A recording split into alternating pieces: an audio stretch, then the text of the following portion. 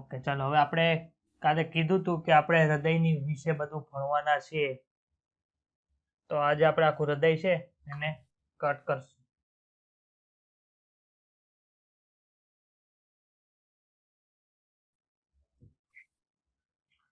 ચલો બતાય છે બધાને હૃદય હા બરોબર બતાય છે કે નથી બતાતું બતાવે દેખાય છે સર. ઓકે.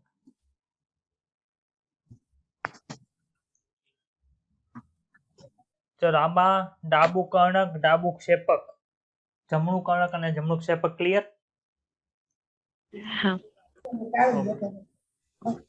ચાલો હવે આની અંદર કઈ જગ્યાએ છે આ જગ્યાએ ત્રિદલ વાળા છે કે આ જગ્યાએ ત્રિદલ વાળા છે સર ગુજરાતીમાં બોલો ગુજરાતીમાં જ બોલું છું આ બાજુ ત્રિદલ વાળા છે કે આ બાજુ ત્રિદલ વાળા છે ના આ બાજુ જમણા સ્ટેપ જમણા કર્ણક ને જમણી બાજુ ત્રિદલ.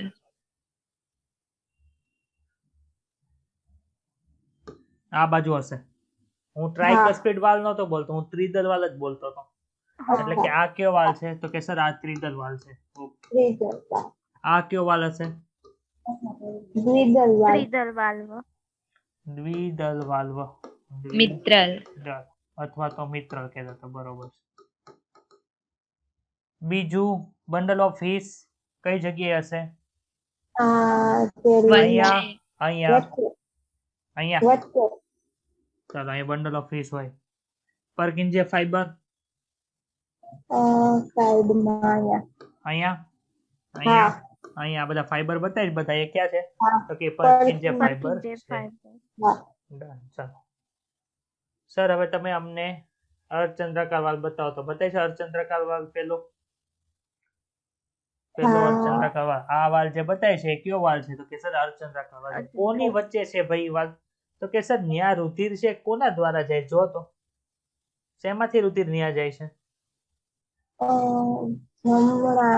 જમણા ક્ષેપક માંથી જાય છે એટલે જમણા ક્ષેપક માંથી રુધિર ક્યાં જતું તો કે સર આ જે છે ને તમને બતાય છે ને આ ફુફુસીય ધમની છે તો જમણા ક્ષેપક અને ફુફુસીય ધમની વચ્ચેનો જે અર્ધચંદ્રાકાર વાલ છે એ આપણને આ જોવા મળે છે ક્લિયર ને આ વાલ જોવા મળે છે હવે આપણે જોઈએ બીજો વાલ મહાધમનીકાંડ અને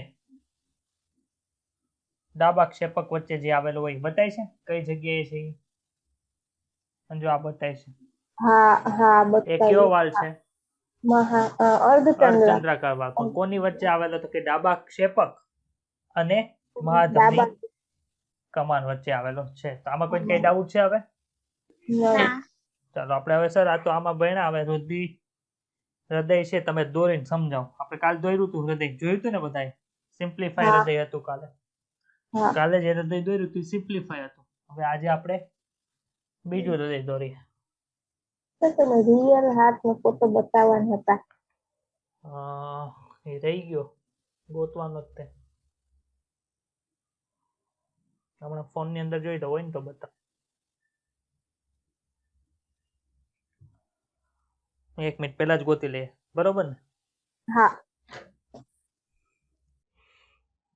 ચલો કાલ શું ભણ્યા તે મને અત્યારે કયો ચાલો હૃદયમાં બધા વાલ લબ અને ડબ અવાજ લબ અને ડબ અવાજ ભણ્યા હતા બીજું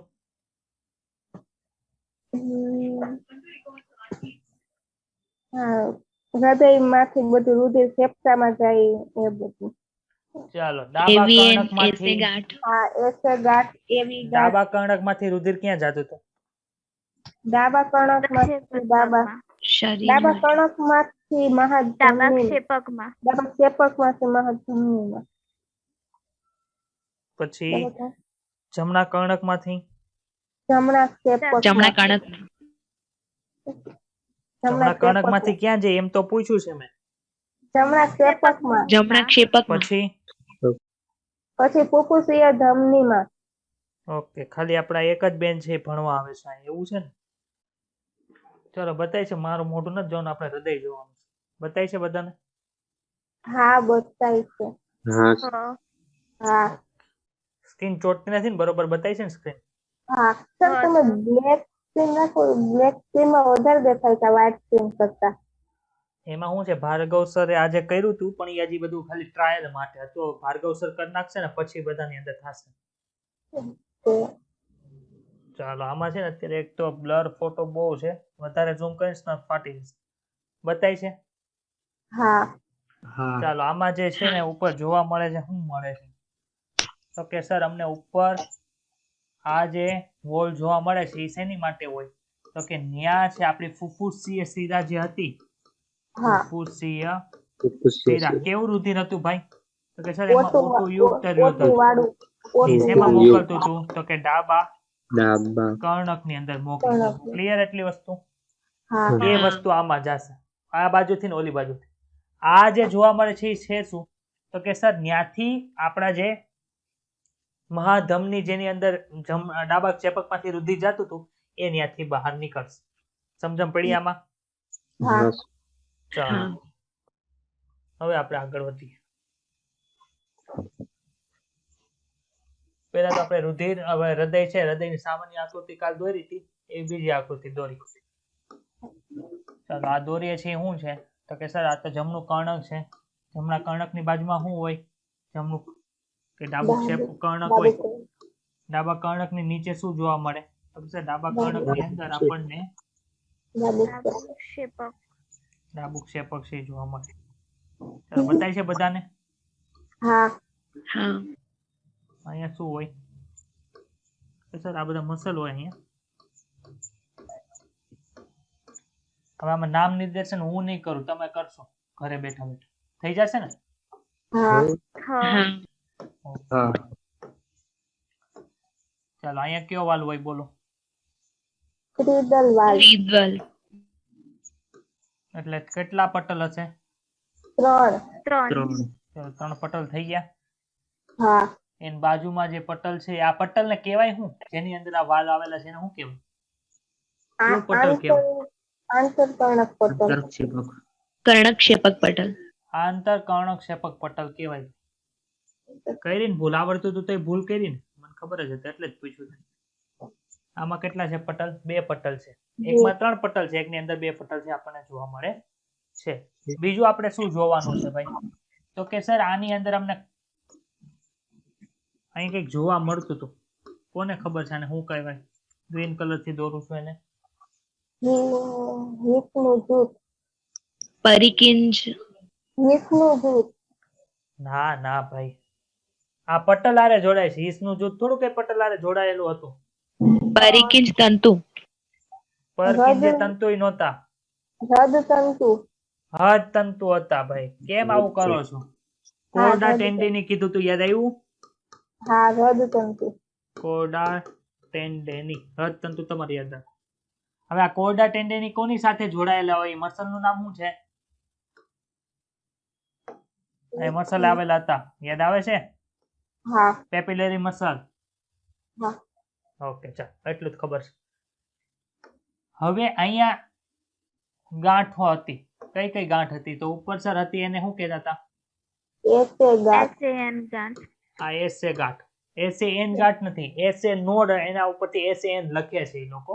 અને જ્યારે આ નીચેની જગ્યાએ આ ડાબી બાજુએ જે જોવા મળે છે, જે આંતરકર્ણકક્ષેપક પટલ પાસે હોય એને શું કહેવાય? તો કે એવી નોડ અથવા તો એટ્રિયોવેન્ટ્રિક્યુલર નોડ તરીકે ઓળખવામાં આવે. હવે આપણે સામાન્ય રીતે છે શું ભણતા હોય છે કે સર ચેતા બધી ઉર્મી વેગ છે એ કોના દ્વારા વહન પામે? તો કે સર ઉર્મી વેગ છે ને ચેતાકોષો દ્વારા છે વહન પામતો હોય. આવું આપણે ભણીએ કે નથી ભણતા? હા આ રીતનો ચેતાકોષ હોય, આ ચેતાક્ષ હોય ને એક બાજુ અક્ષતંતુ હોય, એક બાજુ શિખાતંતુ પણ આપણને જોવા મળતા હોય. આવી રીતે હોય કે ન હોય? હા આ રીતનો આપણને ચેતાકોષ જોવા મળે. આ ચેતાકોષ પાસે કઈ કઈ ફંક્શનાલિટી હોય ભાઈ? તો કે આ ચેતાકોષ છે એ તો સ્વયં ઉત્તેજિત થાય. શું કરે? તો કે સર ઉર્મી વેગનું વહન કરે. પરંતુ આ જેમ ચેતાકોષ છે એ કાર્ય કરે છે, એવું જ કાર્ય કોણ કરે છે? તો કે એવું જ કાર્ય છે આપણા હૃદયની અંદર જે આવેલી એસે ગાંઠ છે ને કરે. એસે નોડ. એસે નોડ શું કરે? આખું ધ્રુવીભૂત, અધ્રુવીભૂત ચેતાતંતુ, ધ્રુવીભૂત ચેતાતંતુ, કોને કહેવાય એ બધું આપણે ચેપ્ટર નંબર 21 ની અંદર ભણવાના છે. પરંતુ કોણ ધ્રુવીભૂત થઈ શકે? તો કે ધ્રુવીભૂત ચેતાકોષ હોય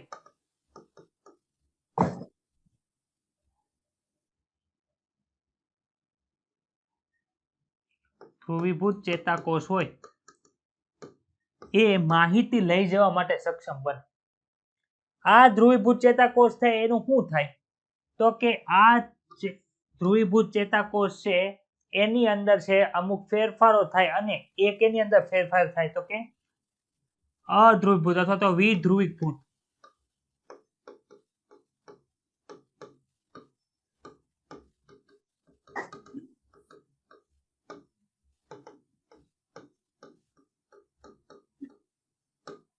હું કહું છું સમજાય છે કે સમજાતું? હા શું કીધું? ધ્રુવીભૂત ચેતાકોષ હોય એ માહિતી લઈ જવા માટે કેવો બને છે તો કે સક્ષમ હોય. અને આ ધ્રુવીભૂત ચેતાકોષ છે જ્યારે એની પાસે માહિતી પહોંચે ત્યારે એ આગળ જવા માટે શું કરશે તો કે વિધ્રુવીભૂત થઈ જાય. અને આ વિધ્રુવીભૂત ચેતાકોષ છે એને હવે પાછી માહિતી લઈ જવી હોય તો એમાં ફેરવવું પડે. ધ્રુવીભૂત ની અંદર ફેરવવું પડે તો એ પાછું શેમાં અંદર ફેરવાય તો કે પુનઃ ધ્રુવીભૂત ચેતાકોષ ની અંદર પરિણામ. ભાઈ આની અંદર આવું થાતું શું હોય તો કે માનો કે ચેતાકોષ હોય, ખાલી સામાન્ય માહિતી આપું છું, ડિટેલ ની અંદર ચેપ્ટર 21 ની અંદર ભણશું તો કે આ આપણા ચેતાકોષ છે એની અંદર છે આપણા આયન આવેલા હોય, આયન માર્ગો આવેલા હોય. ભણ્યા હતા આપણે આયન માર્ગો. આયન માર્ગો કોને કહેવાય તો કે સર આપણા કોષરસ પટલની અંદર એવા પ્રોટીન હોય છે જે સ્પેસિફિક આયનને અંદર જવા દે અથવા તો બહાર જવા દે. તો આપણા જે ચેતાકોષ હોય એની અંદરની સાઈડ જે હોય, માનો કે કોષની કોષરસ પટલ હોય આ રીતનું હોય, એની અંદરની બાજુએ શું જોવા મળે તો કે અંદરની બાજુએ છે ને ઋણ વીજભાર જોવા મળે, બહારની બાજુએ ધન વીજભાર જોવા મળે. આવું કેની અંદર ધ્રુવીભૂત ચેતાકોષ હોય એની અંદર. હવે શું થશે તો કે વિધ્રુવીભૂત થાય એટલે કે પોતે સંદેશો લઈ જવા માટે સક્ષમ બને. ત્યારે શું થાય તો કે આ માઇનસ ચાર્જ છે ક્યાં હોય જાય ઉપર હોય જાય, પ્લસ ચાર્જ છે એ નીચે આવી જાય. એટલે કે કેવો થઈ ગયો તો કે પુનઃ આપણે વિધ્રુવીભૂત થયો. હવે પાછું શું કરવું પડે તો કે એને આપણે પાછો પુનઃ ધ્રુવીભૂત કરી અને માહિતી લઈ જવા માટે સક્ષમ બનાવવું પડે. તો મારે એને માહિતી લઈ જવા માટે સક્ષમ બનાવવો હોય મારે શું કરવાનું તો કે સર બહારની સાઈડ પાછું માઇનસ લઈ જાઓ અને બહારની સાઈડ પાછું પ્લસ લઈ જાઓ અને અંદરની સાઈડ શું કરી દો તો કે અંદરની સાઈડ માઇનસ કરી દો. એટલે અહીંયા છેલ્લે શું થશે તો કે અહીં છેલ્લે પ્લસ થઈ જશે અને અંદરની બાજુએ શું થઈ જશે તો કે માઇનસ થઈ જશે. ખબર પડી?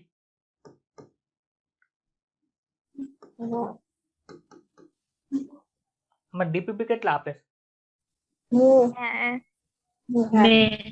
તો મને કોઈ ક્વેશ્ચન તો પૂછતું નથી. મેં આજે એક ક્વેશ્ચન જે નહોતો ચલાવ્યો એ પૂછ્યો હતો તો ક્વેશ્ચન તો ખાલી એક જણાનો જ આવ્યો સર આ કઈ રીતે થયું. બીજા કોઈનો તો ક્વેશ્ચન આવ્યો નહીં. કેમ એવું થયું? તમે ભાઈ ફી ભરી છે કે નથી ભરી? ફી ભરી છે તો જ અહીં બેઠા છો ને.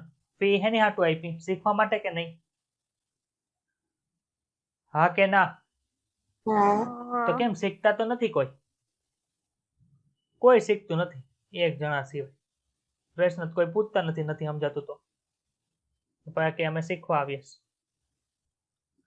ચાલો આગળ વધીએ.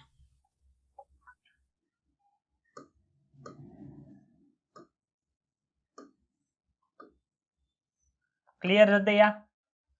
અહીંયા શું હતું?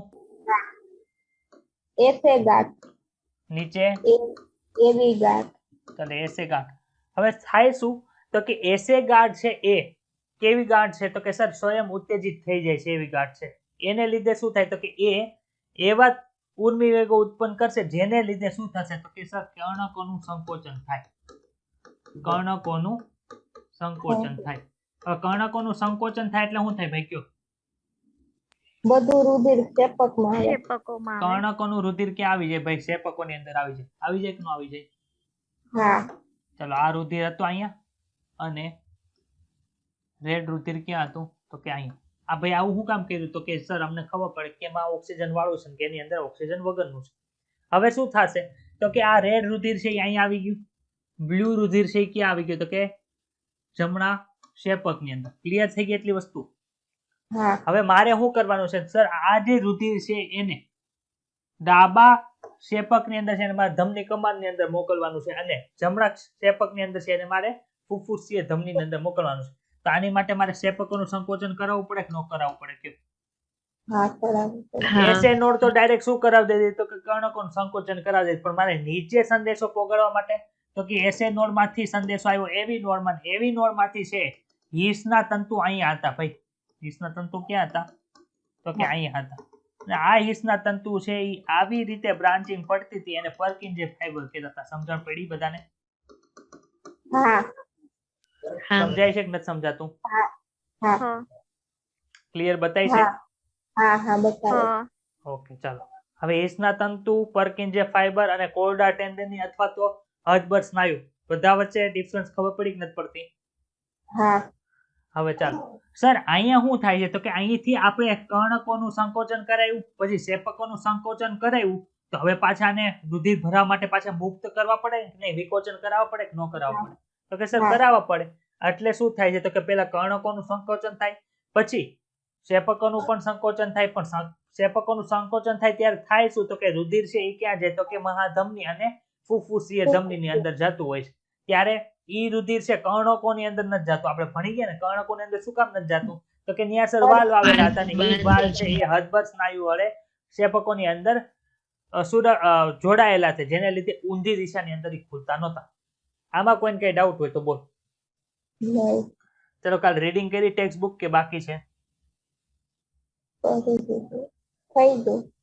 તેમાં કોઈને કઈ ડાઉટ છે નહીં. બધાને?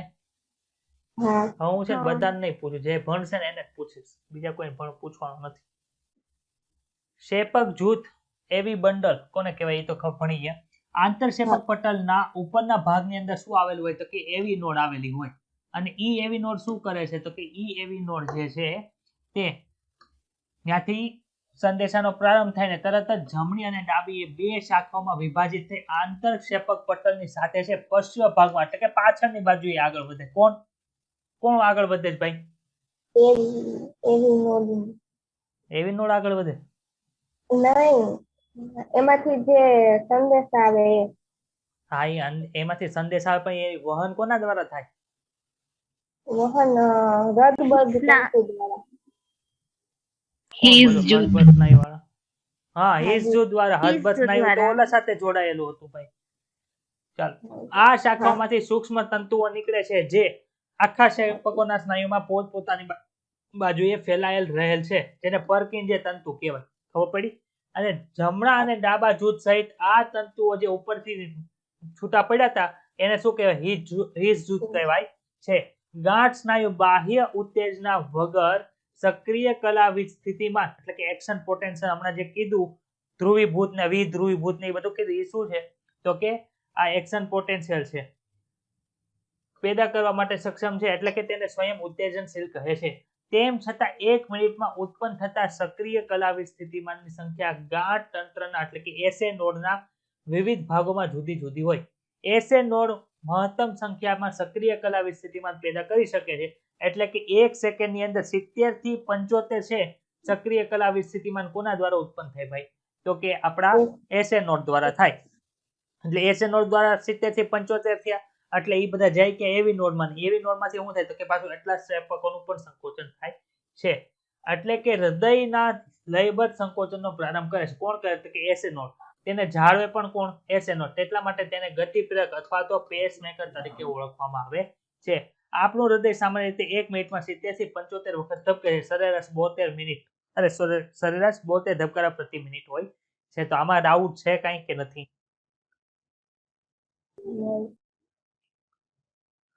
ચાલો હવે આપણે જે આખી ફિઝિયોલોજી ભણ્યા ને અત્યારે ભણવાની છે કે કઈ રીતે આપણા હૃદય છે એની અંદરથી રુધિર છે એ શેપકોની અંદર છે, શેપકોમાંથી કઈ કઈ જગ્યાએ જાય. આખી તો તમને ખબર છે શેપક કર્ણકોનું સંકોચન થાય ત્યારે શું થાય? રુધિર શેપકોમાં જાય. શેપકોનું સંકોચન થાય ત્યારે જમણા શેપકનું થાય ત્યારે ફુફુસીય ધમનીમાં, ડાબા શેપકનું થાય ત્યારે મહાધમનીમાં. હા ચાલો હવે આપણે ભણીએ.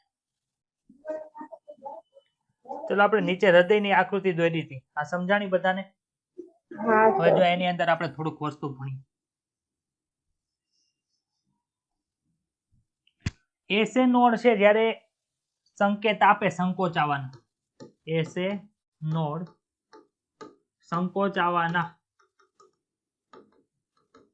સંદેશ આપે ત્યારે થાય શું? ભાઈ આ જે સંકેત આપે છે એને શું કહેવાય તો કે સક્રિય કલાવી સ્થિતિમાન કહેવાય. એને શું કહેવાય? સક્રિય કલાવી સ્થિતિમાન. એને તે શું કહેવાય? એક્શન પોટેન્શિયલ કહેવાય. શું કહેવાય?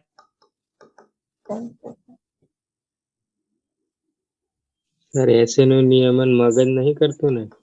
હે? એસે ગાંઠ નું નિયમન મગજ નહીં કરતું ને? નહીં.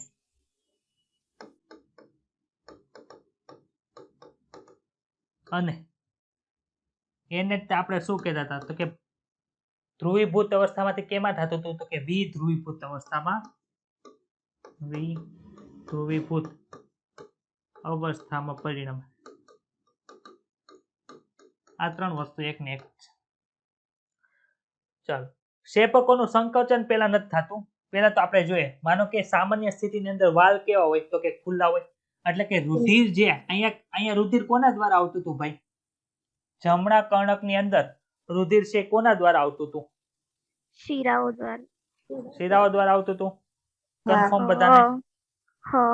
ઈ શિરા કઈ હતી તો કે સર અગ્ર મહાશિરા હતી ને પશ્વ મહાશિરા હતી. બંને દ્વારા રુધિર છે અહીંયા જાય.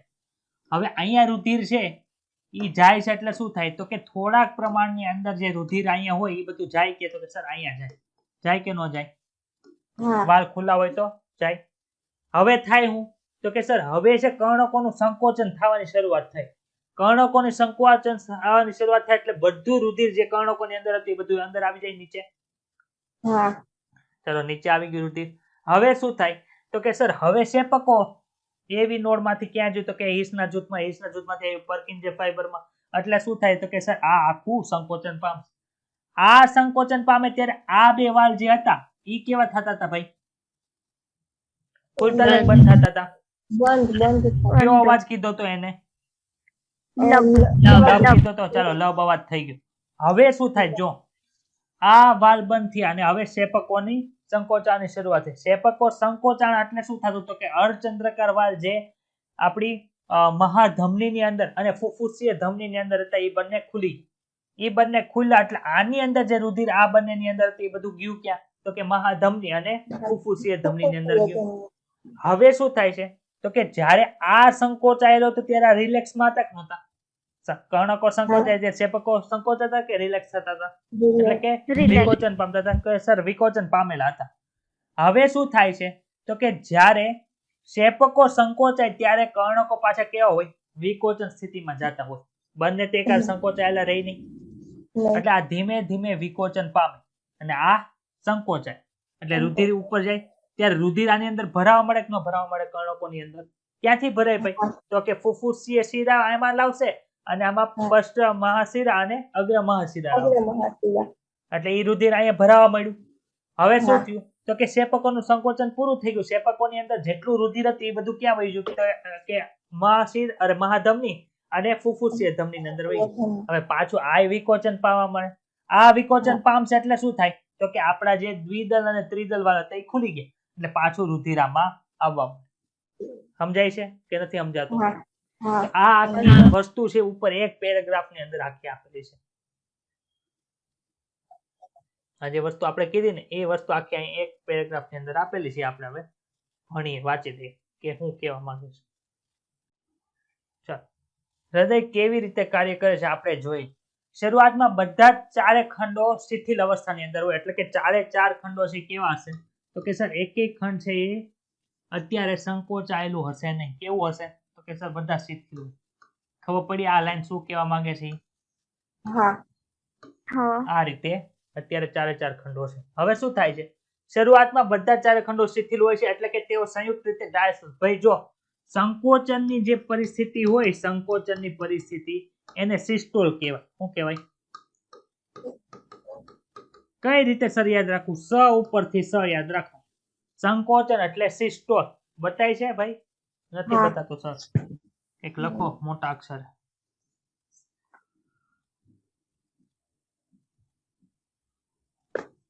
ચલો હવે બતાનું.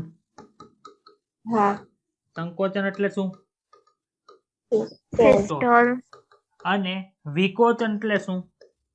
diastole, diastole. આ યાદ રાખો. સિસ્ટોલિક પ્રેશર અને ડાયસ્ટોલિક પ્રેશર છે પાછું ભણવામાં આવશે ત્યારે આપણે જોશું.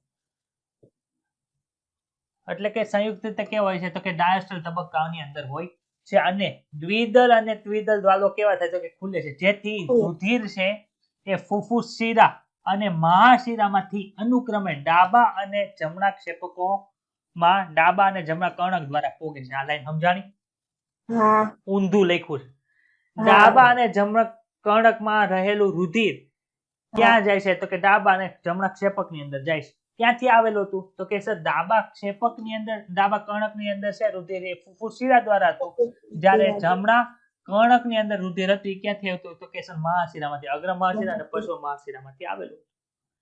આ તબક્કે અર્ધચંદ્રાકાર વાલ્વ કેવો હોય? બંધ હોય છે.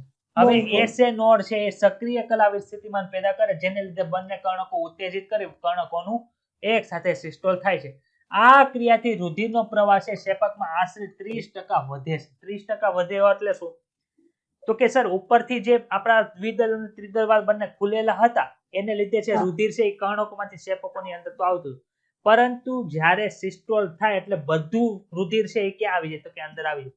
એટલે આપણે માનવાનું શું કે કર્ણકોની નીચે જે વાલ્વ આવેલા છે દ્વિદલ ત્રિદલ એ ખુલ્લા હોય એટલે 70% રુધિર છે એ બધું ક્યાં આવી જાય તો કે ક્ષેપકોની અંદર આવી. પરંતુ થોડીક માનો કે કોર્નરની સાઈડની અંદર ને એ બધું રુધિર પડેલું હોય આ બાજુ આ બાજુ આ બાજુ એ બધું આવે ક્યાં તો કે જ્યારે કર્ણકો સિસ્ટોલ થાય ત્યારે બંને છે કર્ણકોમાંથી રુધિર છે એ ક્યાં આવી જાય ક્ષેપકની અંદર આવી જાય. આ લાઈન ખબર પડી? 30% વધે છે એ. હા ચાલો નેક્સ્ટ. ક્ષેપકોમાં સક્રિય કલાવી સ્થિતિમાનનું સંચાલન કોના દ્વારા થાય તો કે એવી નોડ ને એવી જૂથ. એવી જૂથ એટલે તે હિસનું બંડલ થાય જ્યાંથી હિસના જૂથ તેને સમગ્ર ક્ષેપકના સ્નાયુ સુધી છે પહોંચાડે છે. તેના કારણે ક્ષેપકના સ્નાયુમાં સંકોચન થાય છે એટલે કે ક્ષેપકનું સિસ્ટોલ થાય છે. ક્ષેપકના સિસ્ટોલની સાથે સાથે કર્ણક કેવું થાય છે તો કે ડાયસ્ટોલ. કીધું તું મેં કર્ણક ક્ષેપક સંકોચન પામતું હોય એટલે કે ક્ષેપકોનું સિસ્ટોલ ચાલુ હોય ત્યારે કર્ણકો શું કરતા હોય તો કે ડાયસ્ટોલ કરતા હોય છે.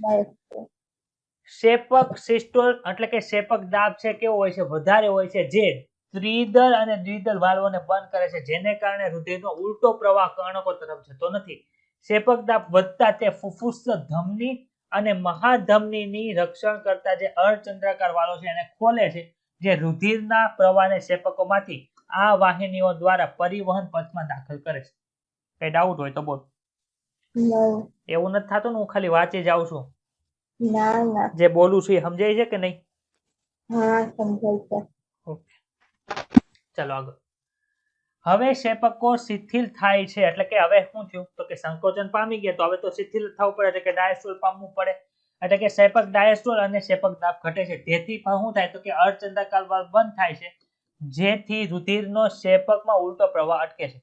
હજુ આગળ ક્ષેપકનું દબાણ ઘટે ત્યારે કર્ણકમાં રુધિરનું દબાણ વધુ હોય. શું કામે તો કે સર કર્ણકો છે ડાયસ્ટોલ પામતા હતા એટલે શું થયું તો કે અંદર રુધિર છે આવવા માંડ્યું. અહીંયા રુધિર ક્યાંથી આવતું? માનો કે આ રાઈટ એટ્રિયમ હોય તો અહીંયા રુધિર આવતું હતું મહાશિરામાંથી અને અહીંથી રુધિર ક્યાંથી આવતું હતું તો કે સર ફુફુસીય શિરામાંથી આવતું હતું. એટલે શું થાય તો કે કર્ણકોની અંદર છે દબાણ વધે. કોને લીધે તો કે અહીંયા રુધિર આવતું હતું એને લીધે. એટલે આ દ્વિદલ અને ત્રિદલ વાલ્વને શું કરી નાખશે તો એ ખોલી નાખશે.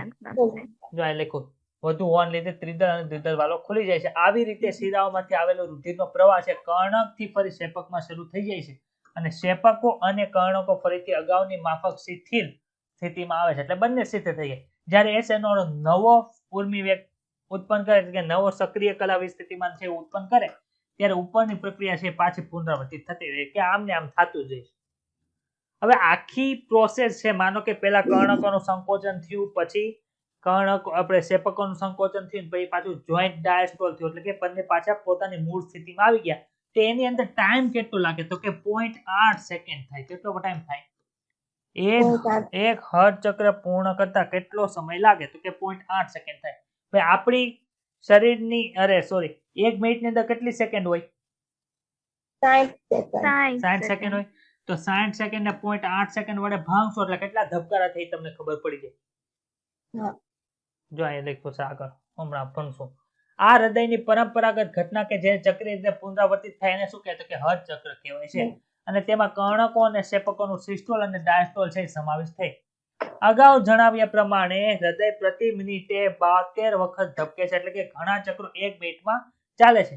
આથી નક્કી કરી શકાય કે હર્ટ ચક્રનો સમય કેટલો 0.8 છે. હર્ટ ચક્ર દરમિયાન શું થાય તો કે દરેક ક્ષેપકની અંદર 70 ml રુધિર છે બહાર ધકેલે છે. શું કહેવા માંગે છે ભાઈ? હૃદય દોરવું હાવ હેલું છે, દોરાઈ જાય છે ને સ્પીડ ની અંદર. ઉપર બે બોક્સ કરવા, નીચે આવી રીતે કરતા હૃદય દોરાઈ જાય. આ ડાબુ ક્ષેપક છે એ કેટલું ml રુધિર છે એ દર ધબકારે બહાર કાઢે છે? 70 ml. કઈ જગ્યાએ મૂક્યું તો કે ધમની કમાન ની અંદર મૂક્યું. જ્યારે જમણું ક્ષેપક છે એ કેટલું ml રુધિર બહાર કાઢે તો કે 70 ml. ક્યાં જાય? ફુફુસિયા ધમનીમાં, દ્વારા ફેફસાની અંદર જાય છે. એટલે શું કહે છે તો કે 70 ml રુધિર બહાર ધકેલે છે, જેને શું કહે તો કે સ્ટ્રોક વોલ્યુમ કહેવાય. આપણે ગણવાનું કોને? આમાંથી ગણવાનું કોને તો કે સર ડાબા ક્ષેપક દ્વારા જે આપણા શરીરની અંદર પ્રવેશે છે એને આપણે શું ગણવાનું હોય તો કે એને મુખ્યત્વે આપણે ગણતા હોય છે, એને સ્ટ્રોક વોલ્યુમ કહીએ છીએ.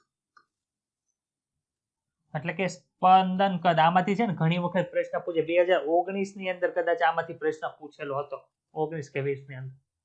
સ્ટ્રોક વોલ્યુમ ને હદ દર વડે ગુણવાથી જે હૃદયની ક્ષમતા મળે છે તે માટે હદ કાર્યક્ષમતાને દર મિનિટે દરેક ક્ષેપક દ્વારા રુધિર બહાર કાઢવામાં આવે છે એનું કદ તરીકે ઓળખવામાં. એટલે માનો કે 70 ml રુધિર છે દર સ્પંદને બહાર નીકળે તો આપણી પાસે કેટલા હૃદયના ધબકારા થાય છે તો કે 72 થાય. તો શું આન્સર આવશે કયો તો?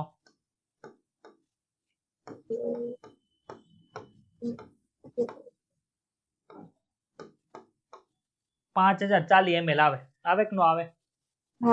એટલે એપ્રોક્સિમેટ 5 લિટર રુધિર છે હૃદય દ્વારા દર મિનિટે પરિવહન પામે. આપણા શરીરની અંદર રુધિરનું કદ કેટલું હોય તો કે સર આપણા શરીરની અંદર રુધિરનું કદ એ અરાઉન્ડ 5 લિટર આજુબાજુ હોય છે.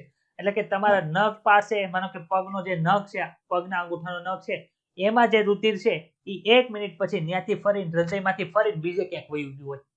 ખબર પડી? ચાલો જો 5000 કઈ રીતે આવ્યા ખબર પડશે ને હવે? આપણે સ્ટોક વોલ્યુમ છે અથવા તો હદ દરને બદલવાની ક્ષમતા પણ ધરાવીએ છીએ. માનો કે તમે દોડવા જાઓ તો દોડવા માટે તો આપણે કીધું હતું કે ઓક્સિજન વધારજો, ઓક્સિજન વધારજો તો શું કરવું પડે કે રુધિરનું પરિવહન પણ વધારવું પડે. એટલે કે જ્યારે તમે દોડતા હોય ત્યારે તમારું સ્ટોક વોલ્યુમ છે, હદ ક્ષમતા છે એ 5000 કરતા કેવી થઈ જાય છે તો કે 5000 ml કરતા અથવા તો 5 લિટર કરતા વધી પણ જાય છે. જો સામાન્ય માણસ કરતા રમતવીરની હદ ક્ષમતા કાર્યક્ષમતા છે કેવી હોય છે? બધું હોય છે. ક્લિયર? ચલો આ ડબ અવાજ અને આ ડબ અવાજ વિશે તો કાલે આપણે ભણી ગયા નતા ભણ્યા? ચાલો હવે આપણે ભણવાનું છે ECG. ECG એટલે શું? ભાઈ ECG તો આપણે સામાન્ય રીતે સાંભળેલું જ હોય. આપણે જ્યારે CID જોતા હોય એમાં કોઈને હોસ્પિટલને અંદર એડમિટ કર્યા હોય તો આવું પીપ પીપ પીપ અવાજ આવતો હોય. જ્યારે તમે ઓપરેશન થિયેટરની અંદર જાઓ ને ત્યારે તે આ પીપ પીપ પીપ અવાજ છે જે આપણા જે દર્દી છે એના હૃદયના ધબકારાનું માપન કરવા માટે એનો વેવ્સ કેવા છે એ બધા જોવા માટે એને ECG જે ગ્રાફ હોય એની હારે જોડેલા હોય છે. ECG ગ્રાફ છે આવો ઘણી વખત આપણે કાર્ડિયોગ્રામ કઢાવીએ છીએ ત્યારે આવું જોતા હોય છે. જોઈએ છે કે નથી જોતા? આ કેવા શું માંગે એ કયો સર? તો કે આખું જે ECG છે એમાં એક તરંગ છે એ આવી રીતે દર્શાવેલું હોય. કોના દ્વારા દર્શાવે? કે P, Q, R, S અને T દ્વારા છે દર્શાવવામાં આવે છે. બતાય છે બધાને? P, Q, R, S, T. તો સર આમાં કેટલા તરંગ જોવા મળે? તો કે એક P તરંગ છે, એક Q, R, S તરંગ છે અને એક T તરંગ છે. આમાં એક ભૂલ છે NCERT ની અંદર, ઇંગ્લિશ NCERT અને કોનો માઇકોન છે?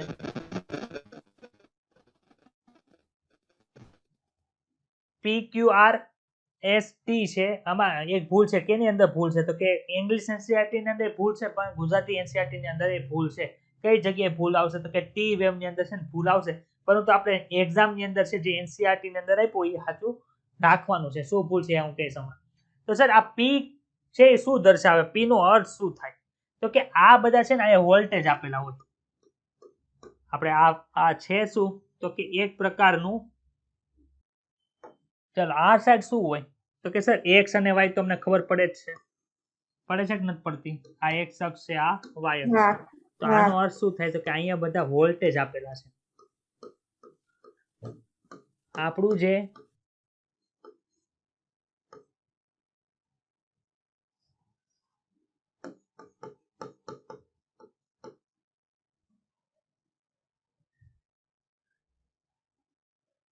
ચેતાકોષ જે હોય છે ચેતાકોષની અંદર શું જોવા મળે છે કે સર ચેતાકોષ છે ઉર્મી વેગ ઉત્પન્ન કરે તો આ બધા ઉર્મી વેગ દ્વારા જે કેટલો ઉર્મી વેગ ઉત્પન્ન થયો એ બધું કોની અંદર માપવામાં આવે છે કે એ પણ વોલ્ટની અંદર માપવામાં આવે છે માનો કે કોઈને માનસિક રોગ હોય તો એની જોજો તમે ફાઇલ જોશો તો એની અંદર છે આવા વેવ છે એ દોરેલા પોતે હશે એ શું દર્શાવે તો કે અલગ અલગ પ્રકારના કેટલા વોલ્ટેજના આધારે છે ને એ બધું દર્શાવે છે તો આપણે આ બધું દોરીએ છીએ છે શું તો કે એક પ્રકારનું વોલ્ટેજ જ છે જે વોલ્ટેજ માપન થાય તો સર પી વેવ જે છે અહીંયા પી વેવ બતાવીશ બધાને પી વેવ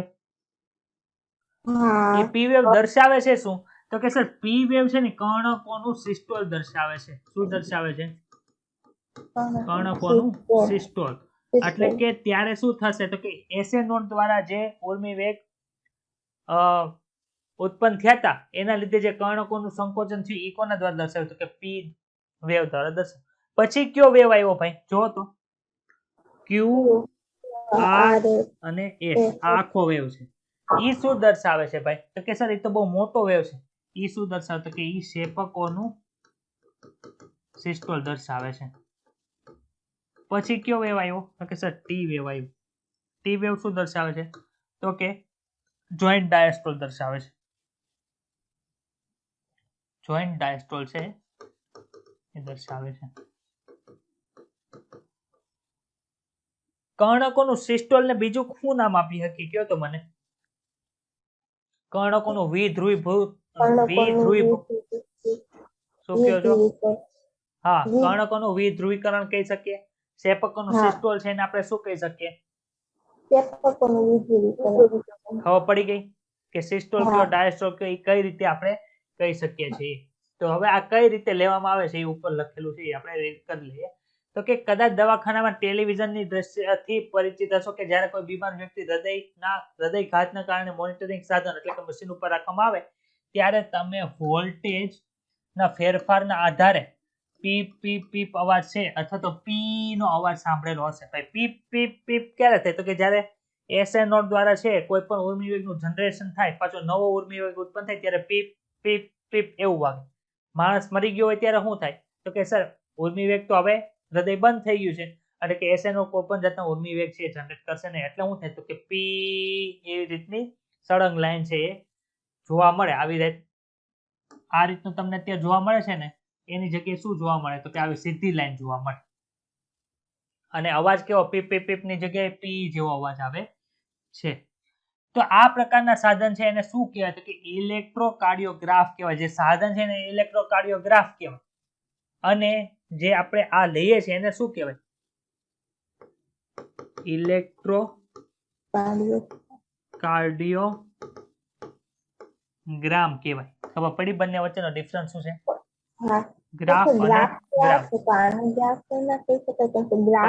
ગ્રાફ જે છે ને મશીન નું નામ છે અને જે અંદર જોવા મળશે ઈ શું છે તો કે ઈ આપણું જે રિપોર્ટ છે એને ગ્રામ કહેવાય સમજાણું એ ઊંધું છે લખો આ પ્રકારના સાધનને શું કહેવાય ઇલેક્ટ્રોકાર્ડિયોગ્રાફ અને એનો ઉપયોગ કરીને શું કરીએ છીએ તો કે ઇલેક્ટ્રોકાર્ડિયોગ્રામ મેળવવામાં આવે ખબર પડી ECG એ હર ચક્ર દરમિયાન હૃદયની વિદ્યુત પ્રક્રિયાનું રેખાંતરિત આલેખન કરે છે અને યોગ્ય ECG મેળવવા માટે શું કરવું પડે તો કે દર્દીને મશીન સાથેના 3 ઇલેક્ટ્રોડ લીડને કઈ કઈ જગ્યાએ લગાડે તો કે બંને કાંડા ઉપર લગાડે અને ડાબી બાજુની જે પગની ઘૂંટી હોય ત્યાં છે એ લીડ લગાડે પરંતુ જ્યારે એપ્રોક્સ ECG લેવાનું હોય ત્યારે કેટલા ખાલી હોય નહીં પણ એની સાથે સાથે આપણી જે છાતી હોય એની ડાબી બાજુએ છે ઘણા બધા છે એ આવા લીડ લગાડેલા હોય છે તમે જ્યારે કોઈ કારણથી તમારે હોસ્પિટલ જવાનું થયું હોય તો ત્યાં કોઈ ECG લેતા હોય ત્યાં જોજો બંને કાંડા ઉપર તો એક એક લીડ લગાડશે ડાબા પગની ઘૂંટી ઉપર એક લીડ લગાડશે અને હૃદય ઉપર આ સાઈડની અંદર જ્યાં વેદ ક્લાસ લખ્યું છે ઈ સાઈડની અંદર આખું શું કરેલું જોવા મળે તો કે ઘણી બધી લીડ છે 5 થી 6 લીડ ત્યાં પણ લગાડેલી હોય છે હૃદયની ગતિવિધિનું સતત અવલોકન કરવામાં આવે છે અને હૃદ ક્રિયાઓની વિસ્તૃત મૂલ્યાંકન માટે ઘણા લીડ્સને છાતીના ભાગે પણ જોડવામાં આવે છે અહીં આપણે પ્રમાણભૂત એટલે કે જે સ્ટાન્ડર્ડ ECG હોય જે નોર્મલ વ્યક્તિનો જે ECG હોય એ અહીંયા દર્શાવેલો છે ECG નો દરેક ઉન્નત એટલે કે આ જે પીક જોવા મળે કે દરેક ઉપર ભાગ જે તમને જોવા મળે છે શું દર્શાવે છે તો કે પી થી ટી અક્ષરોથી ઓળખવામાં આવે છે જે હૃદયની વિશિષ્ટ વિદ્યુતકીય ક્રિયાવિધિ છે એ દર્શાવે છે પી તરંગ છે કોની સાથે સંકળાયેલું છે ભાઈ તો કે ઈ કર્ણકની વિદ્યુતીય જે ઉત્તેજના છે એ દર્શાવે છે અને એને તે હું લખ્યું છે વિધ્રુવીકરણ આ ખબર પડી ક્યાંથી વિધ્રુવીકરણ શબ્દ આપ્યો ઈ ચાલો એના સ્વરૂપે રજૂ કરવામાં આવે જે બંને કર્ણકોને સંકોચન તરફ દોરી જાય છે QRS સંકુલ શું કરે છે તો કે QRS સંકુલ છે એ શેપકોના વિધ્રુવીકરણને રજૂ કરે છે એટલે કે શું થયું તો કે શેપકો છે આપણે ક્યાં ગયા તો કે સંકોચાવા માટે ગયા ખબર પડી આ જે શેપકના સંકોચનને રજૂ કરે છે અને સંકોચન Q તરંગ બાદ તુરંત શરૂ થાય છે એટલે કે Q તરંગ છે આ Q તરંગ જેવું શરૂ થયું અહીંથી શરૂઆત થાય ને ત્યાંથી ડાયરેક્ટ આ પીક છે એ શું દર્શાવે છે તો કે કર્ણકો અરે શેપકોના સિસ્ટોલને દર્શાવે છે ટી તરંગ છે શું કરે છે તો કે ટી તરંગ છે શેપકોને ઉત્તેજનામાંથી સામાન્ય સ્થિતિ તરફ અથવા તો પુનઃ ધ્રુવીકરણમાં પાછા આવવાની સ્થિતિ રજૂ કરે છે અને ટી તરંગનો અંત સિસ્ટોલની સમાપ્તિ સૂચવે છે આ વિધાન છે ખોટું છે પરંતુ તમારે એક્ઝામ માટે યાદ રાખવું ટી તરંગ છે શેની સમાપ્તિ સૂચવે ભાઈ કહો તો શું થાય છે ટી તરંગ પૂરું થાય ત્યાં શું થાય કહો તો મને જોઈન્ટ ડાયસ્ટોલ છે પૂરું થાય એટલે કે કર્ણક અને ક્ષેપક બંને પોતાની મૂળ સ્થિતિ ઉપર આવી ગયા હોય એવું થાય ખબર પડી પણ તો અહીંયા નીચે શું લખ્યું છે ટી તરંગનો અંત છે સિસ્ટોલની સમાપ્તિ સૂચવે છે ભાઈ સિસ્ટોલ છે કોનું સિસ્ટોલ થતું હતું ભાઈ સર શેપકોનું છેલ્લે સિસ્ટોલ થતું હતું પણ એ પૂરું ક્યાં થઈ ગયું હતું જ્યાં QRS સંકોલ પૂરું થાય ત્યાં સિસ્ટોલ તો પૂરું થઈ ગયું હતું ટી નું દર્શાવતું હતું જોઈન્ટ ડાયસ્ટોલ છે દર્શાવે છે એટલે કે ત્યાં કર્ણકો અને શેપકો કેવા થાય છે તો કે પોતાની મૂળભૂત અવસ્થાએ છે પહોંચે છે એટલે આ એક લાઈન છે તમે જ્યારે MBBS માં ગમે એમાં આવશો ને ત્યારે તમારે ECG આખું ભણવામાં આવશે બહુ ડીપ ની અંદર ભણવામાં આવશે ફિઝિયોલોજી ની અંદર પરંતુ આ એક લાઈન છે આપણે શું કરવાની છે કે NCERT પ્રમાણે યાદ રાખવાની કે ટી તરંગ છે શું દર્શાવે કે સિસ્ટોલનો અંત દર્શાવે છે પરંતુ હકીકતની અંદર શું આવે તો કે ત્યાં શેપકો અને એ બધું છે કર્ણકો બંને જોઈન્ટ ડાયસ્ટોલ થતા હોય છે ખબર પડી ચાલો દેખીતી રીતે ચોક્કસ સમય મર્યાદામાં QR સંકુલની સંખ્યા ગણવાથી એક વ્યક્તિનો હૃદય સ્પંદ છે એ પણ દર્શાવી શકાય માનો કે હું આ રીતે દર્શાવતો હોય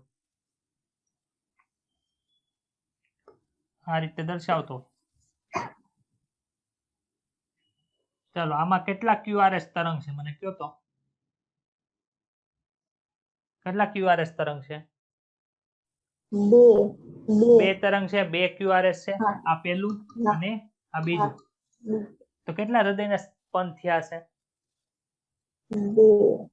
ખબર પડી ગઈ તો કે હૃદયના સ્પંદ છે એ આપણે QRS તરંગોની સંખ્યા ઉપરથી પણ ગણી શકીએ છીએ જો એને QRS સંકોલની સંખ્યા ગણવાથી એક વ્યક્તિનો સ્પંદન દર છે એ પણ કાઢી શકાય છે અલગ અલગ વ્યક્તિઓની ECG ની સંરચના છે એ લીડ કઈ જગ્યાએ ગોઠવેલું છે એના ઉપર પણ આધાર રાખે છે આના આકારની અંદર કોઈ પણ ફેરફાર હોય એના આધારથી તમે અનિયમિતતા અને રોગની જે નિર્દેશિતતા છે એ કરી શકો છો અને એનું ચિકિત્સાની અંદર ખૂબ મહત્વ હોય માનો કે QRS તરંગ છે કેવું બતાવ્યું આપણને જો તો સામાન્ય રીતે આવી રીતનું બતાય કે ન બતાય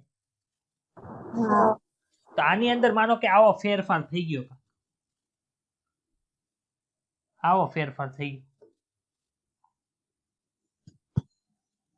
આવી રીતનું બતાય તો એના આધાર ઉપર શું થાય કે સર કર્ણકો છે શરૂઆતની અંદર છે કોઈ પણ જાતનો શેપકોની શરૂઆતની અંદર કોઈ પણ જાતનો ફેરફાર થયો હશે એ દર્શાવવા માટે તમને એ ખબર પડે એટલે કે ડાયરેક્ટ તમારું હૃદય છે એ કેવું કામ કરે છે કોના ઉપર ડાયરેક્ટ ખબર પડી જાય તો કે ઈ આપણને આ ECG ઉપરથી ખબર પડી કે ડાઉટ છે કઈ ચાલો આપણે કેટલી વસ્તુ ભણી ગયા સર બ્લડ પૂરું કર્યું બીજું શું પૂરું કર્યું હૃદય હાર્ટ પૂરું કરી દીધું લિમ્ફ પતી ગયા હવે શું બાકી રહ્યું ડબલ સર્ક્યુલેશન બ્લડ વેસલ્સ બાકી છે ને બ્લડ વેસલ્સ બાકી છે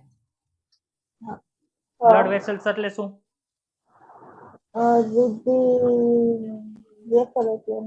કેશિકાઓ રુધિર વાહિનીઓ જે બધી હતી એ બધી શું કહેવાય બ્લડ વેસલ્સ કહેવાય. ધમની શિરા બધું આવી ગયું. તો ધમની શિરા ભણવી પડશે ને, પછી પૂરું ચેપ્ટર. તો ધમની એટલે શું ને શિરા એટલે શું, આપણને કેમ ખબર પડે સર ધમની છે કે શિરા છે? આમાં તો આપણે રુધિર, આપણે લાલ ને એવો કલર બતાવીએ છીએ, પરંતુ હકીકતની અંદર આપણે તમારે જ્યારે એનેટોમી ની અંદર તમે જશો ત્યારે તમને ખબર નહીં પડે કઈ ધમની છે કે શિરા છે. તો આપણને ખબર કેમ પડે સર ધમની છે કે શિરા? એવી કઈ રચના હોય એની અંદર કે એની અંદરથી ખબર પડે? તો કે ધમની હોય કે શિરા હોય, ધમની ની અંદર છે ને આપણને વાલ જોવા ન મળે. ધમની કટ કરો ને તમે તો એની અંદર તમને વાલ જોવા મળે નહીં, જ્યારે શિરાની અંદર છે વાલ જોવા મળે. પછી જેમ આપણી આખી પાચન નળી કેટલા લેયર ની બનેલી હતી? 4 લેયર ની હતી. 4 લેયર. એમાં વચ્ચે સ્નાયુ સ્તર આવતું હતું કે નહોતું આવતું? હા, આવતું હતું. એવી રીતે આપણી ધમની હોય કે શિરા હોય 3 લેયર ની બનેલી છે. કેટલા લેયર ની બનેલી છે ભાઈ? 3 એક લેયર. સૌથી બહાર હોય, એક સૌથી અંદર હોય ને એક વચ્ચે આવેલું સ્તર હોય. તો સૌથી બહાર આવેલું જે સ્તર હોય ને એને શું કહેવાય છે? તો કે એને ટ્યુનિકા એક્સટર્ના તરીકે ઓળખવામાં આવે છે. યાદ રહી જશે. હા. સૌથી હા. અંદરની બાજુએ જે આવેલું છે એને શું કહેવાય? તો કે સર એને ટ્યુનિકા ઇન્ટિમા તરીકે ઓળખવામાં આવે. સર આમાં કઈ ખબર નથી પડતી હું હોય. તો ઇન્ટિમા એટલે ઇન એટલે શું થાય? અંદર. અંદર. એટલે સૌથી અંદર હોય એને શું કહેવાય? ઇન્ટિમા કહેવાય. ખબર પડી? જો સૌથી અંદરનું જે સ્તર છે એને ઇન્ટિમા તરીકે ઓળખવામાં આવે, ટ્યુનિકા ઇન્ટિમા. બહાર હોય એને શું કહેવાય? એક્સટર્ના. E for exit. એક્ઝિટ એટલે બહાર. યાદ રહી જશે. એક્સટર્ના ક્યાં હોય, ઇન્ટિમા ક્યાં હોય? હા. વચ્ચે હોય એને મધ્યમાં કહીએ ને આપણે, મધ્યની અંદર શું હા. આવેલું છે? મધ્ય ફોર એમ. એમ એટલે મીડિયા. ટ્યુનિકા મીડિયા કઈ બાજુ આવ્યું? વચ્ચેની બાજુ આવ્યું. આવું સ્કેલા મીડિયા આવશે જ્યારે આપણે કાનની રચના ભણશું ને શંખિકાની અંદર, એમાં સ્કેલા મીડિયા આવશે ત્યારે આપણે પાછું આ વસ્તુ યાદ કરશું. તો સૌથી અંદર છે એને શું કહેવાય? ટ્યુનિકા ઇન્ટિમા. સૌથી બહાર છે એને ટ્યુનિકા એક્સટર્નલ. વચ્ચે છે એને ટ્યુનિકા મીડિયા તરીકે ઓળખવામાં આવે. હવે ટ્યુનિકા મીડિયા છે એ શું ધરાવે? તો કે સરળ સ્નાયુ ધરાવે છે. સ્નાયુના 2 પ્રકાર છે, કંકાલ સ્નાયુ અને સરળ સ્નાયુ. એમાં સરળ સ્નાયુ છે એ કેવા હતા? આપણે કામ કે એવી રીતે એ કામ કરે નહીં, એને જેમ મન પડે એમ કામ કરે, એની જેવી રીતે જરૂરિયાત હોય એવી રીતનું એ કામ કરે. તો સરળ સ્નાયુ છે આપણને કઈ જગ્યાએ જોવા મળે છે? તો કે આપણી બ્લડ વેસલનું જે મધ્ય સ્તર છે ટ્યુનિકા મીડિયાની અંદર જોવા મળે છે. એની જરૂર શું છે? ન્યા સ્નાયુ શું કરવાનું હોય? તો કે આપણે બ્લડ વેસલનો વ્યાસ છે એ વધારો ઘટાડો કોના ઉપર આધાર રાખે? તો કે ટ્યુનિકા મીડિયા ઉપર આધાર રાખે. સર આપણો વ્યાસ વધારીને શું કરવું? તો માનો કે એક મોટર છે, પાણીની મોટર છે, એમાં તમે જાડી નળી ગોઠવી છે અને એક પાતળી નળી ગોઠવેલી છે. માનો કે એક જગ્યાએથી તમે જાડી નળી ગોઠવો ને એમાંથી પાણી કેટલું દૂર જાય છે એ માપો, અને પછી એ જ મોટરની અંદર જાડી નળી કાઢીને પતલી નળી એટલે કે જેનો ડાયામીટર ઓછો હોય એવી નળી તમે એડ કરો, તેનાથી તમને શું જોવા મળે? કોઈ આવો કર્યો છે પ્રયોગ? જોયો છે તમે?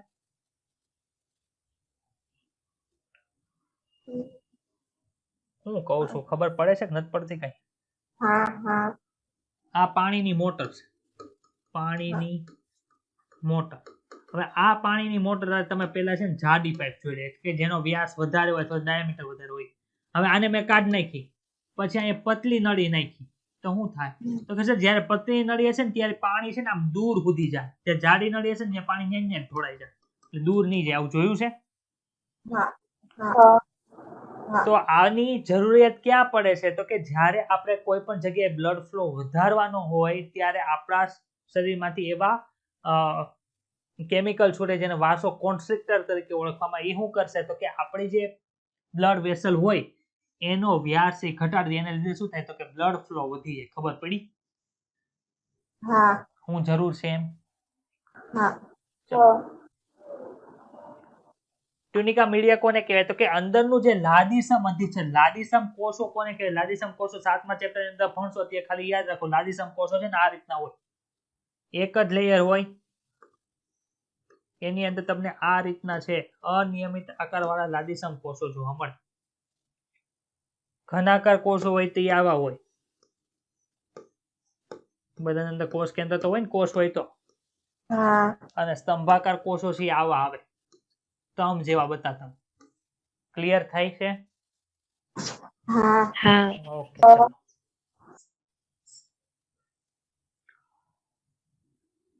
વચ્ચેનું લેયર છે એ સરળ સ્નાયુ અને સ્થિતિસ્થાપક તંતુઓનું મધ્ય સ્તર બનાવે જેને ટ્યુનિકા મીડિયા કહેતા હતા. અને કોલેજન તંતુયુક્ત જે તંતુમય સંયોજક પેશીનું બાહ્ય સ્તર છે એને શું કહેવાય છે? તો કે ટ્યુનિકા એક્સટર્ના તરીકે ઓળખવામાં આવે છે. શિરાઓમાં જે મધ્ય સ્તર છે એટલે કે ટ્યુનિકા મીડિયા છે, આ ખાસ ઇમ્પોર્ટન્ટ લાઈન છે, યાદ રાખજો. કઈ લાઈન? તો કે સર આ લાઈન. વચ્ચેનું જે લેયર છે ટ્યુનિકા મીડિયા એ શિરાની અંદર કેવું હોય છે? પતલું હોય છે. જો અહીં લખ્યું શિરાઓની અંદર ટ્યુનિકા મીડિયા છે એ પતલું હોય છે. જ્યારે આગળ બતાવ્યા પ્રમાણે જમણા ક્ષેપક દ્વારા પંપ કરવામાં આવે રુધિર છે ફુફુસીય ધમનીની અંદર દાખલ થાય એટલે ધમનીની અંદર છે દબાણ વધુ હોય એટલા માટે ડાબુ ક્ષેપક રુધિરને મહાધમનીમાં ધકેલે છે. એટલે અરે આ ક્યાંથી આવ્યું? ટૂંકમાં અહીંયા લાઈન પૂરી કરી એ લોકોએ. તો શિરાઓની અંદર છે મધ્યસ્તર કેવું હોય? પાતળું હોય. તો ઓલાની અંદર કેવું હોય? ધમનીની અંદર ધમનીની અંદર છે જાડું હોય. શું કામ જાડું હોવું જોઈએ? તો કે સર ક્ષેપક દ્વારા રુધિર છે એ ક્યાં જાય? તો કે સર ધમનીઓની અંદર જતું એટલે ધમનીઓની અંદર શિરાઓ કરતા વધારે દબાણપૂર્વક છે રુધિરનું વહન થતું હોય છે. શિરાઓની અંદર વહન કઈ રીતે થાય? માનો કે આપણે નારિયેળ છે, નારિયેળની અંદરથી પાણી પીધું છે સ્ટ્રો દ્વારા, તો શું કરો છો તમે? સ્ટ્રોની અંદર પાણીને ધકેલો છો કે ઉપર ખેંચો છો? તો ઉપર ખેંચીએ છીએ એવું રુધિરનું વહન છે એ ક્યાં થતું હોય? તો કે શિરાની અંદર થતું. એટલે શિરાની અંદર વાલ્વ આવેલા હોય કેમ કે રુધિર પાછું હેઠું વહી ન જાય એટલા માટે. ખબર પડી? જ્યારે ધમનીની અંદર શું થાય? તો કે સર પ્રેશરથી આપણે રુધિરને ધકેલીએ છીએ એટલે ન્યાની જે મધ્ય સ્તર છે આપણને કેવું જોવા મળે? તો કે શિરા કરતા છે વધારે જોવા મળે છે. બીજું શું છે? તો કે જમણા ક્ષેપકમાંથી પંપ કરવામાં આવે રુધિર છે ફુફુસીય ધમનીની અંદર જાય. ભાઈ અમને ખબર છે ક્યાં જાય? ત્યારે ડાબુ ક્ષેપક છે રુધિરને ક્યાં મોકલે છે? તો કે મહાધમનીની અંદર મોકલે છે. ઓક્સિજન વિહીન રુધિર છે એ ફુફુસીય ધમનીમાંથી ફેફસામાં આવે છે. જ્યારે ઓક્સિજન યુક્ત થઈ ફુફુસ શિરા દ્વારા ડાબા કર્ણકમાં આવે છે. આમાં કઈ ડાઉટ છે? આપ કેટલી વખત રિવિઝન કર્યું છે આપણે ચેપ્ટર આવતું હતું ત્યારે? આ પરિવહન માર્ગને શું કહેવાય? તો કે ફુફુસીય પરિવહન માર્ગ. ફુફુસીય પરિવહન માર્ગ એટલે શું? તો કે આ આરવી એટલે ખબર પડી? હવે આરવી એટલે શું થાય છે? આરવી માંથી ઓક્સિજન વિહીન રુધિર છે એ ગયું ફેફસાની અંદર. ત્યાંથી ઓક્સિજન યુક્ત રુધિર આવ્યું ક્યાં? તો કે એલએ ની અંદર આવ્યું. તો આ ફેફસા અને અહીંયા ફેફસા દોરી દો. અહીંયા શું દોરી દો? તો કે સર અહીંયા ફેફસા છે. તો આ ફેફસાની અંદર છે એ રુધિર કેવું હશે? તો કે સર ત્યાં રુધિર છે એ ઓક્સિજન યુક્ત થવાનું છે. તો ફેફસાની આજુબાજુ જે રુધિરની વહનની જે આખી જે ક્રિયા છે એટલો ભાગ છે ઉપરનો એને શું કહેવાય? તો કે ફુફુસીય પરિવહન કહેવાય. કોઈ ડાઉટ આમાં? જ્યારે નીચે છે એ ક્યાં જાય છે ભાઈ? તો કે નીચે સર શરીરના ભાગોની અંદર જાય. તો કે એને કેવું પરિવહન કહેવાય? ક્લિયર? દૈહિક પરિવહન કહેવાય. સમજાણું? પછી બીજું હું ડાયાગ્રામ ની અંદર છે એટલે ડાયાગ્રામ સમજી જ લઈએ. આ મહાશિરા દ્વારા રુધિર જાય. આ આખું પૃષ્ઠ મહાધમની દ્વારા છે રુધિર આખા શરીરના નીચેના ભાગોની અંદર જાય. ધમની છે અને શિરા છે. તો કે ધમનીની અંદર જો આ વચ્ચેની સાઈડે શું આવેલું છે? તો કે મધ્ય સ્તર. મધ્ય સ્તરને શું કહેતા હતા આપણે? Tunica media. ટ્યુનિકા મીડિયા કોની અંદર જાડું હતું? ધમનીની અંદર. ધમનીની અંદર. તો તેમાં તમને જાડું બતાય છે? તો ધમની અને શિરા જો અને શિરાની અંદર કેવું હોય છે? તો કે ટ્યુનિકા મીડિયા છે એ પતલું છે. અહીંયા એટલું છે, અહીંયા એટલી મોટી જાડાઈ ધરાવે છે. તો આ યાદ રાખો. અને આ રુધિર કેશિકા છે. રુધિર કેશિકામાંથી આપણે કહેતા હતા ને અહીંથી આમ બહાર આવે, અહીંથી બધું અંદર જતું હોય, એ એકદમ પતલી હોય. ચાલો. ઓક્સિજન યુક્ત રુધિર મહાધમની દ્વારા ધમનીઓ, ધમનિકાઓ, રુધિર કેશિકાઓ, ઝાડામાંથી પેશીઓમાં આવે છે. જ્યાંથી ઓક્સિજન વિહીન રુધિર શિરિકાઓ, શિરા અને મહાશિરાઓના તંત્ર દ્વારા એકઠું કરવામાં આવે છે અને જમણા કર્ણકની અંદર આવે છે. આ એક દૈહિક પરિવહન છે. એટલે કે દૈહિક પરિવહન છે એ પોષક ઘટકો, ઓક્સિજન અને અન્ય જરૂરી પદાર્થોને પેશીઓ સુધી પહોંચાડે છે અને ત્યાંથી કાર્બન ડાયોક્સાઇડ છે અને અન્ય હાનિકારક પદાર્થો જેવા કે યુરિયા ને એવા બધા હોય તેને એક વિશિષ્ટ સહવાહિની જોડાણ દ્વારા પાચન માર્ગ અને યકૃત વચ્ચે જોવા મળે છે, જેને યકૃત નિવાહિકા તંત્ર કહેવાય છે. યકૃત નિવાહિકા તંત્ર અમને સમજાવો, અમને નથી ખબર પડતી. દેડકાની અંદર 3 નિવાહિકા તંત્ર આવેલા હોય. દેડકાની અંદર કેટલા હોય? 3 હોય. અને આપણા અંદર કેટલા હોય? તો કે 2 હોય. એની અંદર જોવા શું મળે? તો કે સર આપણે એક જગ્યાએથી રુધિર લઈ જાય છે, માનો કે અહીંથી રુધિર લઈ જાય છે, અહીંયા શું આવેલું હોય ભાઈ? પેશી આવેલા હોય કે ન આવેલી હોય? હા ત્યાંથી પછી આમ વહી જાય તો અહીંયા આપણે સીધે કહી દઈએ છે કે નથી કહેતા? હા પરંતુ નિવાહિકા તંત્રની અંદર શું થાય? તો કે સર નિવાહિકા તંત્ર જ્યારે આપણે ભણતા હોઈએ ત્યારે એક જગ્યાએથી જે ધમની છે એ બને છે, ત્યાંથી પાછી શું થશે? તો કે પાછી વિભાજિત થશે, ત્યાંથી પાછું શું બનશે? તો કે ત્યાં પાછી શીરા બનશે. કઈ રીતે? માનો કે આપણે લીવર દોરી, આ શું છે? લીવર. લીવર ની આજુબાજુ ક્યાં આંતરડા આવતા હતા? નાના કે મોટા? સર બે આવતા હતા. ચાલો આપણે અહીંયા નાનું આંતરડું દોરીએ. નાના આંતરડામાં કઈ પ્રક્રિયા થતી હતી ભાઈ? પાચનની ને શોષણની ક્રિયા થતી હતી કે નહોતી થતી? અહીંથી શું થાય ભાઈ? ગમે એ તંત્ર છે, રુધિરને કોઈ પણ અંગને રુધિર આપશે અથવા તો ત્યાંથી રુધિર લઈને ક્યાં જશે? તો કે હૃદય પાસે જશે કે ન જાય? તો અહીંથી આપણે ખોરાક ખાતા હતા, અહીંથી બધી રુધિરની વાહિનીઓ હતી કે નહોતી? બતાવી છે કે નથી બતાતી? ગ્રીન પેન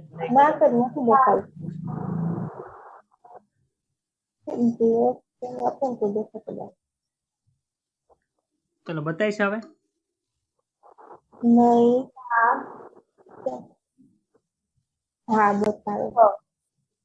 ઓકે ચાલો.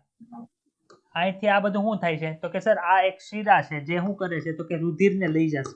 પરંતુ આ રુધિરની અંદર આપણને શું વધારે જોવા મળશે? મને કહો તો. બધા પોષક ઘટકો હોય કે ન હોય? હોય. આ બધા પોષક ઘટકો હશે. તો આ રુધિર વાહિની હવે જાવી ક્યાં જોવે ભાઈ? તો કે આમાંથી તો એ રુધિર લઈ લીધો, હવે હૃદય પાસે જાવી જોવે ને. પરંતુ આ રુધિર વાહિનીઓ બધી હૃદય પાસે જાતા પહેલા કઈ જગ્યાએ જાય છે? તો કે યકૃત પાસે જશે. આને કહીએ છે શું આપણે? શીરા જ કહીએ છે કે ધમની કહીએ છીએ? આ શીરા ક્યાં ગઈ? યકૃતમાં ગઈ. ત્યાં પાછું આ બ્લડ ફેરવશે અને ત્યાંથી પછી શીરા જશે ને ક્યાં જશે? તો કે હૃદયમાં જશે. તો આ જે રચના આપણને જોવા મળશે કોની આજુબાજુ જોવા મળી? તો કે સર યકૃત પાસે જોવા મળી. તો આને શું કહીએ? યકૃત નિવાહિકા શીરા તંત્ર તરીકે ઓળખવામાં આવે. બીજું યકૃત આપણે જે નિવાહિકા શીરા તંત્ર છે આપણને કઈ જગ્યાએ જોવા મળશે? તો કે જ્યારે આપણે પિટ્યુટરી ગ્રંથિ ભણશું, પિટ્યુટરી ગ્રંથિ જ્યારે ચેપ્ટર 22 ની અંદર પિટ્યુટરી ગ્રંથિ, ત્યાં તમને પાછી આ નિવાહિકા શીરા તંત્ર છે એ જોવા મળશે. ખબર પડી આ શું છે? હા. હાલો ઉપર, હાલો ઉપર, હાલો. બસ બસ. યકૃત નિવાહિકા શીરા રુધિરને દૈહિક પરિવહનમાં ઠાલવતા પહેલા આંતરડામાંથી યકૃતમાં લાવે છે. આ દૈહિક પરિવહન એટલે હું ખબર પડી ને કે હૃદય જે આપણા આખા દેહની અંદર રુધિર પહોંચાડે છે એની વાત થાય છે. તો અહીંયા શું થયું? યકૃત નિવાહિકા શીરા. યકૃત નિવાહિકા શીરા કઈ? તો કે જે આંતરડામાંથી રુધિરને લે છે એને. હવે ઈ શું કરે છે? તો કે એ દૈહિક પરિવહનમાં ઠાલવતા પહેલા આંતરડામાંથી રુધિર જે છે યકૃતની અંદર લઈ જાય છે. અને આપણા શરીરમાં એક વિશિષ્ટ રુધિર વાહિની તંત્ર આવેલું હોય છે જે ફક્ત રુધિરને હર્ષસ્નાયુ પેશીઓની અંદર લઈ જાય છે અને પાછું લાવે છે. આ એક અલગ લાઈન છે.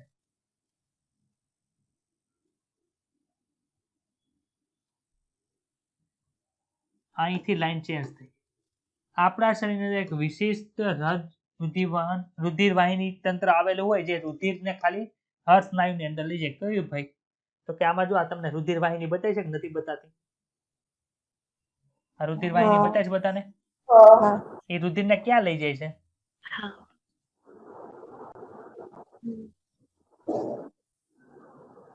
આ રુધિર વાહિની બતાવી છે, રુધિરને કઈ જગ્યાએ લઈ જાય છે? હૃદયને નથી આપતું? અહીંયા લખ્યું હશે જો કે એક રુધિર વાહિની તંત્ર આપણને જોવા મળે છે કે જે ફક્ત આપણા હૃદયને જ રુધિર આપે છે. આ બધી જે છે આર્ટરી હોય અને અમુક કે હોય તો કે વેન હોય. તો કે જે આર્ટરી દ્વારા થાય એને શું કહેવાય? તો કે કોરોનરી આર્ટરી કહેવાય.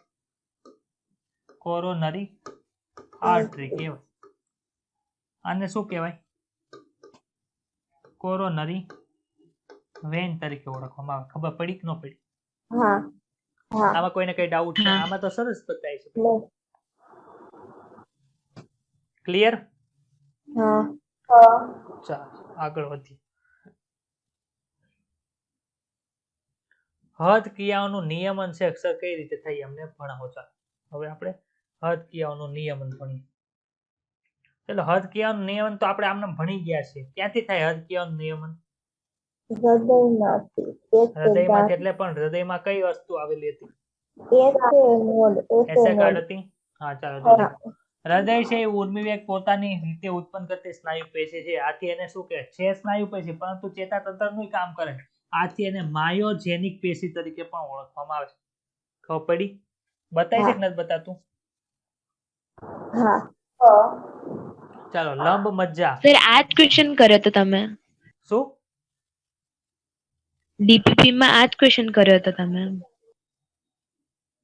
આ ક્વેશ્ચન મૂક્યો તો એમ? હા હા હા તો હવે આજે હવે ખબર પડી ગઈ ને. પાછો મૂકશું કાલે. હા. કાલે પાછો મૂકશું. હા તે માઇક ચેન્જ કર્યું? પિનલ તારો અવાજ સરખો આવે છે આજે. હા સર ડીજે કર્યું. નથી વાગતો. ચાલો આપણું મગજ છે. મગજની અંદર લંબ મજા આવે. ભાઈ આ લંબ મજા તો ત્રીજી વાર આવી. પહેલા કઈ જગ્યાએ આવી હતી? તો કે સર આપણું વોમિટ સેન્ટર હતું એમાં લંબ મજા હતી. પછી બીજી ક્યાં આવી હતી? તો કે આપણું રિધમિક સેન્ટર હતું શ્વસન તંત્રનું. આ ચેપ્ટર ની અંદર લંબ મજ્જા છે. તો ત્યાં હોય શું? તો કે લંબ મજ્જાની અંદર છે ચેતા કેન્દ્ર આવેલા હોય છે. ઈ ચેતા કેન્દ્ર છે શેનું નિયમન કરે? તો કે ઓટોનોમિક નર્વસ સિસ્ટમ છે. ઓટોનોમિક નર્વસ સિસ્ટમ એટલે શું? તો કે સ્વયંવર્તી ચેતાતંત્ર છે. સ્વયંવર્તી ચેતાતંત્ર દ્વારા હૃદયનું નિયમન કરે છે. હવે આ ચેતા હોય, માનો કે આ આખું ચેતા કેન્દ્ર હોય, એની અંદર શું હોય? તો કે ઘણા બધા ચેતાતંતુઓ ભેગા છે. આ ચેતા બધા કોષ છે એ બધા ભેગા થઈને શું બનાવે? તો કે સર એક પ્રકારનો ચેતાતંતુ બનાવે. બનાવે કે ન બનાવે? કયો તો. આ રીતનો આખો તંતુ બનાવે. હવે આ તંતુ છે બે પ્રકારના કાર્ય કરી શકે. ડીપ ની અંદર છે 21 ના ચેપ્ટર ની અંદર ભણશું. પરંતુ આ જે આખું છે એને શું કહેવાય? ચેતાતંતુ. અને જો ઘણા બધા ચેતાતંતુ ભેગા થઈ ગયા તેને ચેતા તરીકે પણ ઓળખવામાં આવે. હવે આ ચેતા છે એ બે પ્રકારની હોય. એક છે અનુકંપી અને એક છે પરાનુકંપી. અનુકંપી ચેતાતંત્ર છે એ ક્યારે ઉત્તેજિત થાય? મને તમારી પાસે કૂતરું પડ્યું હોય તો શું થાય? હૃદયના ધબકારા વધી જાય કે નથી વધતા? તમે દોડો છો, તમારા પગના સ્નાયુ એક્ટિવ થઈ જાય કે નથી થતા? સર આ બધું થાય છે. તો એ બધું જે ક્રિયા થાય છે એ બધી કોના લીધે થઈ હોય? તો કે એ બધી અનુકંપી ચેતાતંત્રને લીધે થઈ હોય. જો તો શું થાય છે? હૃદયના ધબકારા વધે છે. જો બતાય છે ઉપર એરો કર્યો છે. શેપક સંકોચન બળ એ વધી જાય અને હર્ષ ક્ષમતા એટલે કે કાર્ડિયક આઉટપુટ એ વધી જાય છે. હવે માનો કે કૂતરું પાછળ પડ્યું હતું, હું દિવાલ ઠેકીને ભાગી ગયો, મારા ઘરની અંદર રૂમની અંદર આવી બેહી ગયો. હવે મારે શું કરવું પડે? એને પછી પોતાના લેવલ ઉપર લઈ જવું પડે કે ન લઈ જવું પડે? તો ત્યારે શું કરશે? તો કે ત્યારે કયું ચેતાતંત્ર કામ કરે? તો કે પરાનુકંપી ચેતાતંત્ર છે એ કામ કરે છે. પરાનુકંપી ચેતાતંત્રનું કામ શું છે? તો કે હૃદયના ધબકારા ઓછા કરે. બતાય છે સાઇન કરી છે મેં. શેપક સંકોચન બળ ઘટાડશે અને હર્ષ ક્ષમતા પણ કેવી કરશે? તો કે ઘટાડશે. બીજું શું લખ્યું છે? તો કે એડ્રિનલ મજ્જકના અંતઃસ્ત્રાવો પણ હૃદયના ધબકારા છે એ વધારે છે. એટલે કે આ એડ્રિનલ મજ્જકના અંતઃસ્ત્રાવો ક્યાં હોય? તો કે સર એડ્રિનલ જે હોય છે, એડ્રિનલ મજ્જક છે એ કઈ જગ્યાએ હોય? તો કે એડ્રિનલ ગ્રંથિ છે એટલે કે આપણી જે રિનલ હોય, રિનલ એટલે શું થાય ભાઈ? તો કે કિડની થાય. આ કિડની છે, બતાણી કિડની, વાલના આકારના દાણા જેવી. એની ઉપર ત્રિકોણ આકાર છે આખી એક ગ્રંથિ હોય છે. બતાય છે?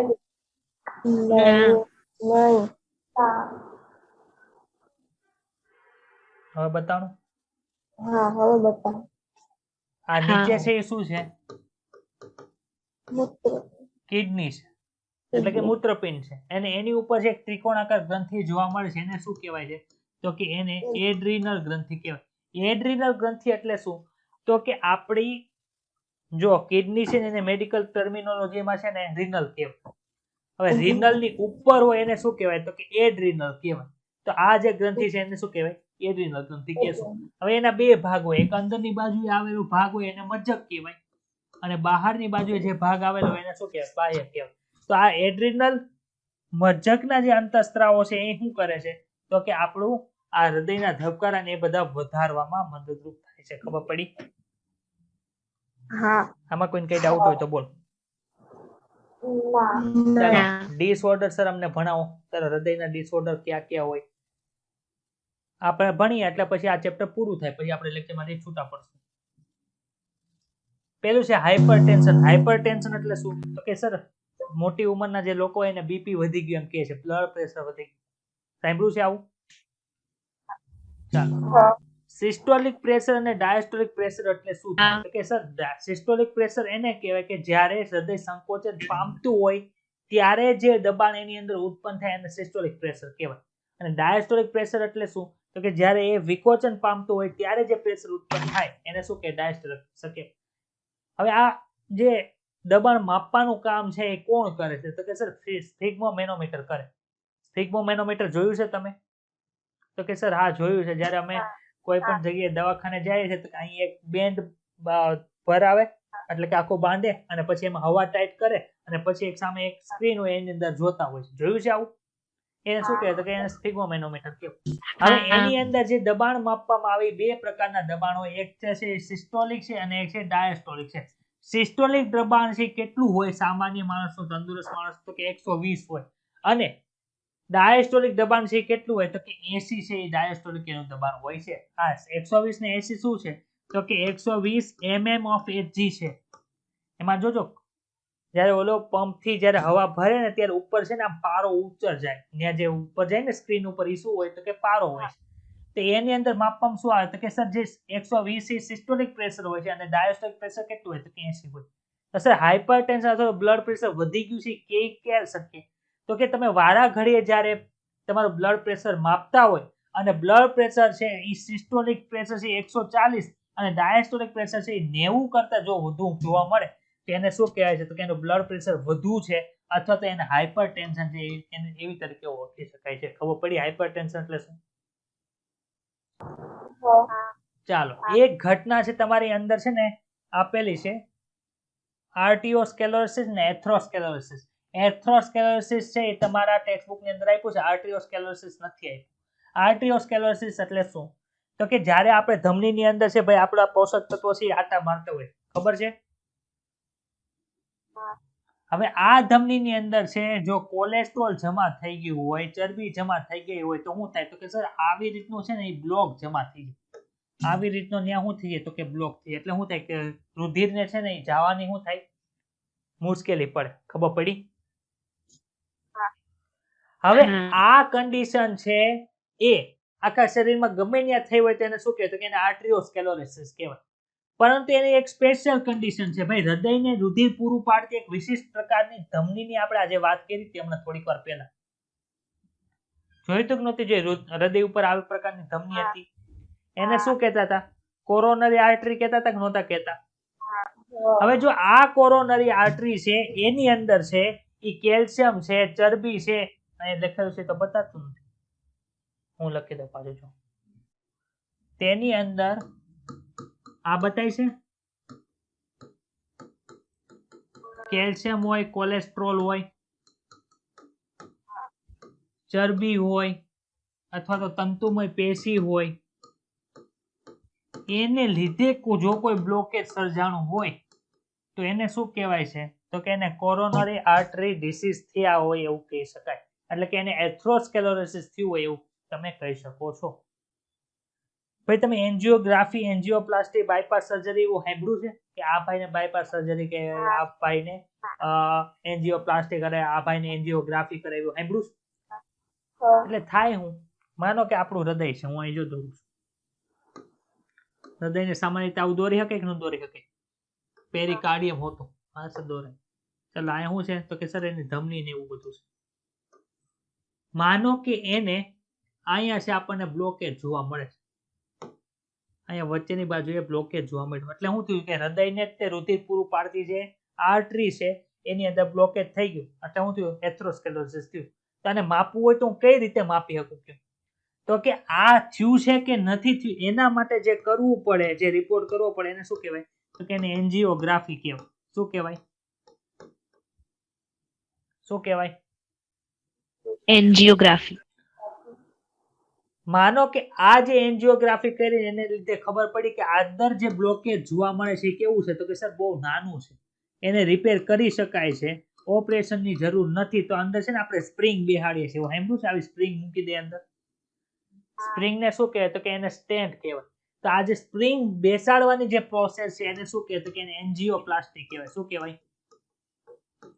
એન્જિયોગ્રાફી ને એન્જિયોપ્લાસ્ટી વચ્ચે ખબર પડી બધાને કે નથી ખબર પડતી? માનો કે આ જે ધમની છે અથવા તો શીરા છે એની અંદર જે બ્લોકેજ છે આખી નળીને, આખી જે આપણી બ્લડ વેસલ છે એને બ્લોક કરી દે. તો હવે શું કરું? આમાં તો સ્ટેન્ડ બેસાડાય નહીં, તો આપણા શરીરમાંથી ગમે ત્યાંથી એક બ્લડ વેસલને કાઢશે અને અહીંયા જોડી દેશે.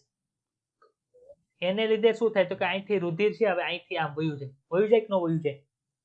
તો આ પ્રોસેસ કરવાની જે ઓપરેશન છે, સર્જરી છે, એને શું કહેવાય? તો કે એને બાયપાસ સર્જરી કહેવાય. શું કર્યું? તમે જે બ્લોકેજ છે એને બાયપાસ કરી દીધું. કર્યું કે ન કર્યું? બાયપાસ રોડ હોય ગામની છેડે, જોયા છે?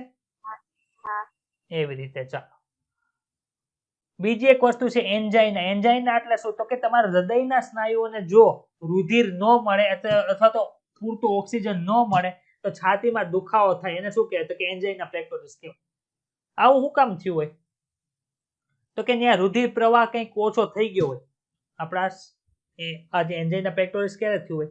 તો કે તમારા હૃદયની અંદર જે બ્લડ વેસલ છે, કોરોનરી આર્ટરી છે, એની અંદર બ્લોકેજ થઈ ગયું. હવે તમારા હૃદયના સ્નાયુઓને તો શું થાય? રુધિર તો મળતું નથી. તો એને લીધે જે દુખાવો થયો એને શું કહેવાય? તો કે એને એન્જાઇના પેક્ટોરિસ તરીકે ઓળખવામાં આવે છે. એન્જાઇના પેક્ટોરિસ કોને થાય? તો કે કોઈ પણ ઉંમરના સ્ત્રી અને પુરુષને થઈ શકે. એવું સ્પેસિફિક નહીં, મોટા ઉંમરના જ થાય. પરંતુ મોટી ઉંમરના લોકોની અંદર વધુ સામાન્ય રીતે થતું હોય છે. તો એન્જાઇના એટલે ખબર પડી કે ન ખબર પડી? 5 મિનિટની અંદર આપણો લેક્ચર પૂરો થઈ જાય એટલે કોઈ કંટાળતા નહીં. ચાલો, ત્રીજું છે હાર્ટ ફેલિયર. હાર્ટ ફેલિયર એટલે શું થાય? તો કે હૃદય જ્યારે શરીરને જેટલી જરૂરિયાત છે એટલું રુધિર ન પોગાડી શકે તેને હાર્ટ ફેલિયર કહેવાય. માનો કે મારા હાથની અંદર જરૂર છે, પગની અંદર જરૂર છે, હું ક્યાંનો બગ કરું છું, મારા મગજની રુધિરની જરૂર પડે બોલવા હાટું, જોવે કે ન જોવે ઓક્સિજન? તો હૃદય છે એટલું ઓક્સિજન છે મગજને ન પોગાડી શકે, હાથને ન પોગાડી શકે, પગને ન પોગાડી શકે. તો એટલું જે છે ઈ રુધિર નથી પોગાડી શકતું, તેને શું કહેવાય? હાર્ટ ફેલિયર કહેવાય. માનો કે હૃદયની અંદર રુધિર આવતું જ બંધ થઈ ગયું. રુધિર બધું જમા ક્યાં થઈ ગયું? તો કે ફેફસાની અંદર કોઈ કારણથી રુધિર ત્યાં જમા થઈ ગયું, આપણા હૃદયની અંદર પોગતું નથી. તો એને લીધે તે શું થઈ શકે? તો કે હાર્ટ ફેલિયર છે એ થઈ શકે છે. તો જો લખ્યું, ફેફસામાં રુધિરનો ભરાવો હોઈ શકે એને લીધે પણ હાર્ટ ફેલિયર થઈ જાય. એટલે કે આ ફેફસાની અંદર જે રુધિરનો ભરાવો થઈ ગયો એને શું કહેવાય? કન્જેશન તરીકે ઓળખવામાં આવે. ખબર પડી? ચાલો, એક મહત્વની વાત છે કે હાર્ટ ફેલિયર, કાર્ડિયાક અરેસ્ટ અને હાર્ટ એટેક ત્રણેય અલગ અલગ વસ્તુ છે. ત્રણેય એક વસ્તુ નથી. કઈ કઈ વસ્તુ છે સર અમને તમે કહો?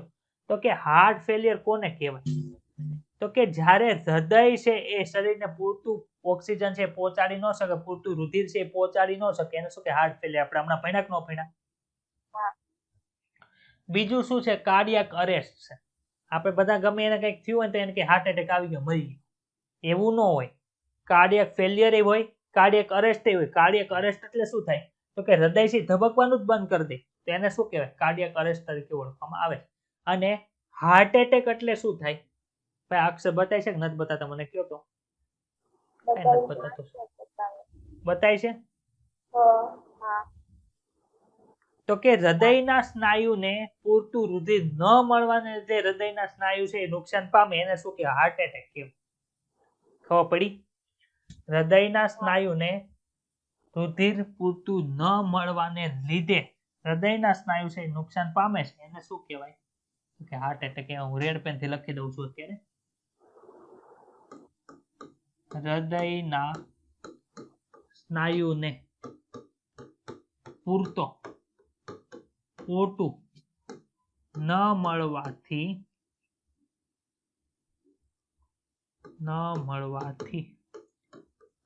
હૃદયના સ્નાયુ